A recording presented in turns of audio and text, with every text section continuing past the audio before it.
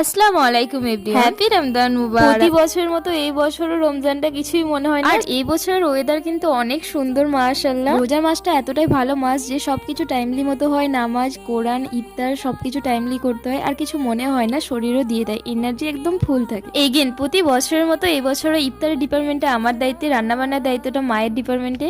জোরে নামাজ পড়ার পর থেকে কোরআন পড়া স্টার্ট করি, আসরের নামাজ পড়ে এই তো চলে এলাম ইফতার রেডি করতে। ফার্স্টে আগে ফলগুলো কেটে ভালো করে প্লেটে সাজিয়ে নিলাম সবকিছু। তারপর একটা কাঁচা ছোলা স্যালাড করি, শসা, গাজর দিয়ে, কাঁচা লঙ্কা, টমেটো দিয়ে, আর সাথে লেবুর রস দিয়ে, চাট মশলা, বিট লবণ দিয়ে। এটা খেতে কিন্তু দারুণ লাগে, ঝাল ঝাল টকটক। আর এদিকে দুধটাও দিয়ে গেছে, দুধটাও চাপিয়ে দিলাম গ্যাসে ফোটাতে। এই তো আমার সালাডটাও হয়ে গেছে রেডি। এবার চলে আসছে রমজান মাসের সোস টপার ছোলা ভোনা। রমজান মাসে প্রতিটা বাড়িতেই ছোলা ভোনাটা মাস্ট থাকবে, এটা হচ্ছে সোস টপার আমাদের রমজান মাসের ইমোশন। এদিকে লেবুর শরবতটাও বানিয়ে নিলাম, আর তেলে ভাজাও তো মাস্ট, এটাও একটা সোস টপার রমজান মাসের বলতে পারো। আলহামদুলিল্লাহ আমাদের ইফতার করা কমপ্লিট হয়ে গেছে। তোমাদের রোজা কেমন কাটছে আমাকে কমেন্টে জানিও।